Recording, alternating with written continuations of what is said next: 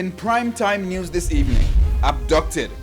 Women taken away and robbed by men posing as taxi operator, reunited with loved ones. Shootout.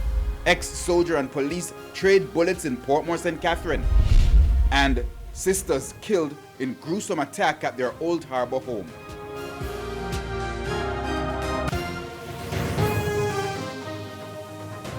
Good evening and welcome to Primetime News. We're on air and online at onespotmedia.com. I'm Janella Precious. Also this evening, the business day, Primetime Sports, sports commentary, E-Prime and weather. But before the break, the feedback question.